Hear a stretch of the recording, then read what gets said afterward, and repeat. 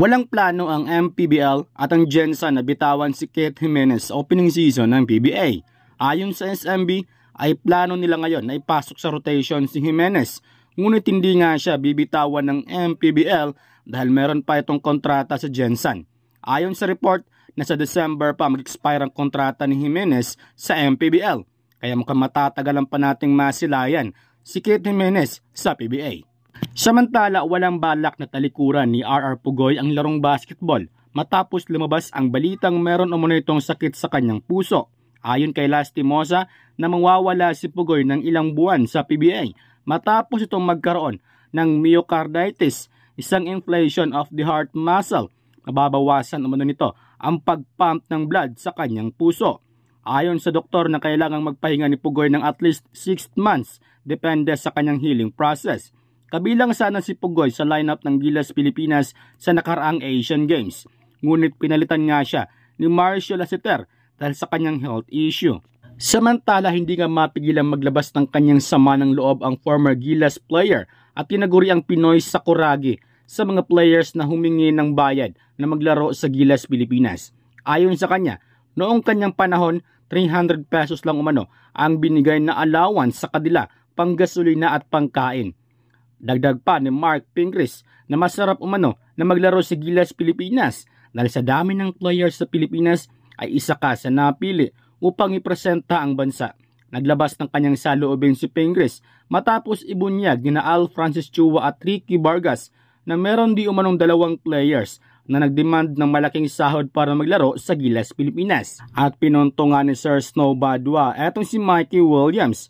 Well, speaking of Mikey Williams mga idol, ay mukhang mahirapan ulit ang talk and text na ma-renew ang kontrata ni Mikey Williams dahil ayon sa source na meron umano itong offer mula sa Japan B-League. Sa ngayon ay nasa USA pa rin si Williams at hindi pa ito naglalaro sa kanyang debut game sana sa EASL.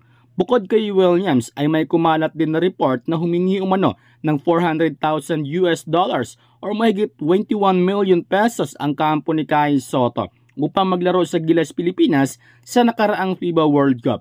Walang balita kung kinagat ba ng SBP ang hiling noon ng kampo ni Kai Sotto. Dahil kung kinagat ng SBP, abay loging-logi talaga ang SBP kung magkataon. Dahil hindi naging maganda ang performance ni Kai Sotto sa FIBA World Cup with an average of 6.4 rebounds per game. Grabe, kahit para lang sana sa bansa, ginagatasan pa. Well, may sahod naman ang mga players ng Gilas pero hindi ganoon kalaki.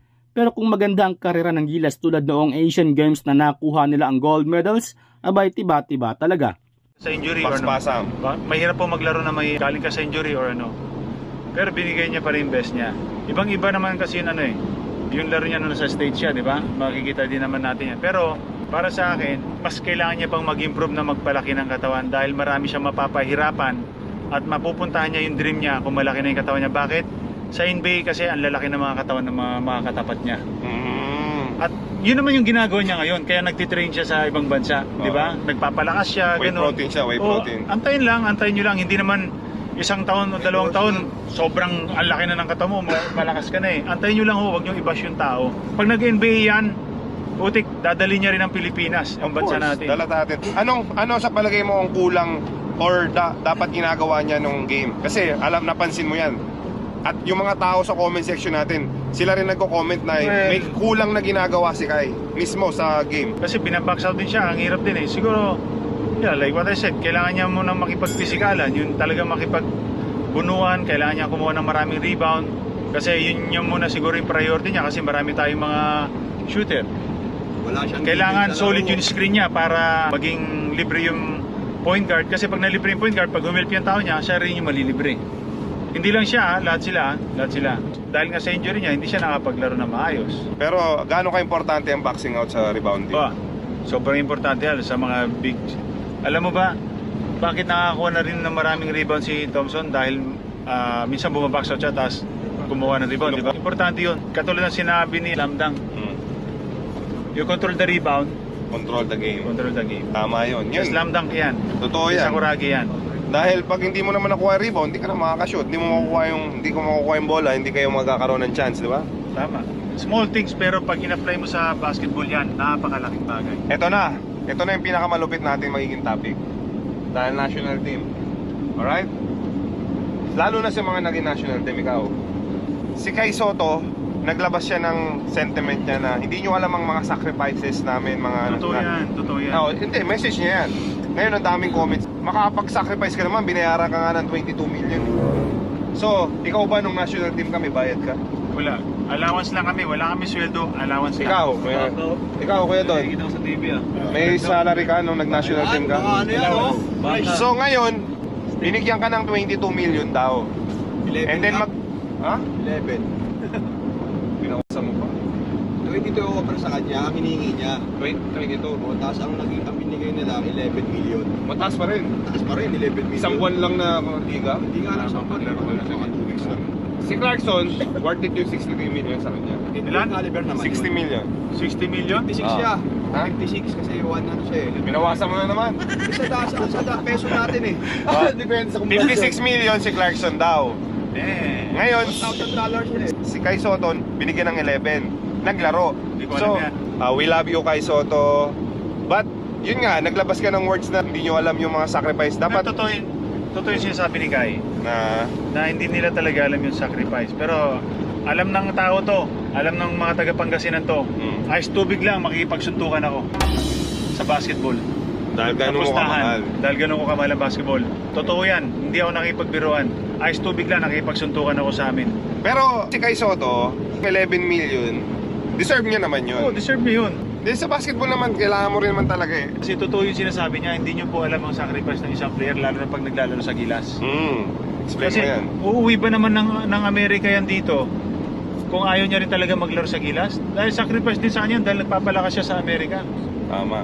Paano kung may injury siya dito sa Pilipinas? Paano yung career niya sa Amerika?